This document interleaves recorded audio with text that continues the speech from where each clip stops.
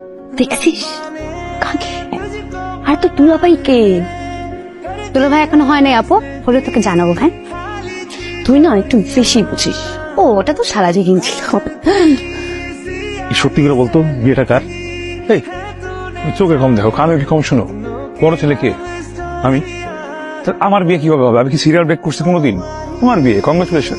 তুমি কি বলতেছোস? আমি গ্রামের খ্যাত মেয়েরে কেমনে বিয়ে করবো? খ্যাত মেয়ে তুমি কি দেখছো? আরে গ্রামের মেয়ে তো খ্যাতি, তাই না? আর তুই তো জানোস ভাই, ঢাকায় তোমার একটা গার্লফ্রেন্ড আছে। কে? ওই যে বডিগার্ড। সাবধান, ওরা কিন্তু তোর ভাবি। হ্যাঁ হ্যাঁ, তো ভাবি তো এখনো হয় নাই। ভাবি হইলে তারপর সম্মান দিব, চিন্তা করুন না ভাই। তুই আমার ছোট ভাই না? হ্যাঁ। আমি তোর বড় ভাই না? হ্যাঁ। এই আমি বড় ভাই, তোর হাত ধরতেছি ভাই। তুই আমার হাত কেন ধরতেছো? তুই আমার একটু বাঁচানো ভাই। কেন ভাই? তুই বাঁচা প্লিজ প্লিজ প্লিজ প্লিজ। তুই এনতে আমার বাঁচা, আমার হেল্প কর ভাই। আবার ধরো এই যে এই পাঞ্জাবির চিঠি।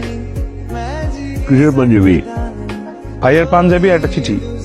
আরে মানে পড়ো না, তোমার জন্য লিখছি, নিজের হাতে মুখে বলতে পারবো না, তাই লিখছে, পড়ো।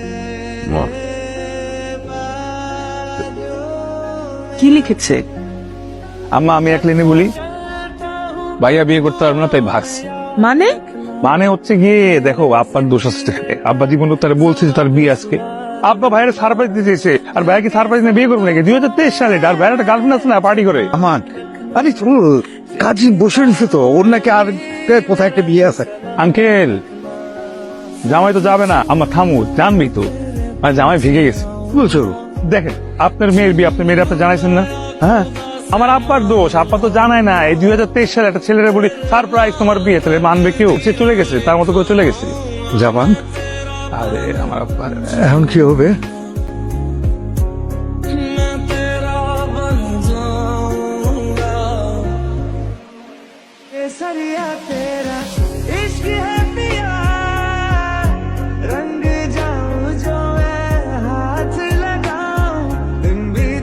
দেখেন কিছু কথা বলি। হ্যাঁ শোনেন, শুনতেছেন?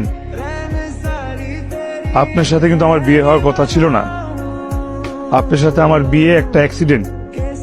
এই অ্যাক্সিডেন্ট ছাড়া কিচ্ছু না। না আমার কোনো ইচ্ছা ছিল, না আপনার ইচ্ছা ছিল। বিয়ে করার কথা ছিল আমার বড় ভাইয়ার। সে একটা গ্রামের খ্যাত মেরে বিয়ে করবে না দেখে বিয়ের কথা শুনে ভাগছে। আর আমার আব্বা কাউকে না পেয়ে আমাকে জোর করে তার পাঞ্জাবি পরে আপনার সঙ্গে বিয়ে করেছে। আমার আপনাকে কেন, আমার আগামী 10 বছর কোনো বিয়ে করার কোনো ইচ্ছা ছিল না। কারণ জানেন, কারণ আমার 9-10টা গার্লফ্রেন্ড আছে। আপনার চেয়ে অনেক সুন্দরী সুন্দরী মেয়ে আমার গার্লফ্রেন্ড। যাই হোক, এখন আপনি আসছেন, বিয়ে করছেন, আপনি থাকেন, খান, ঘুমান, যা খুশি করেন।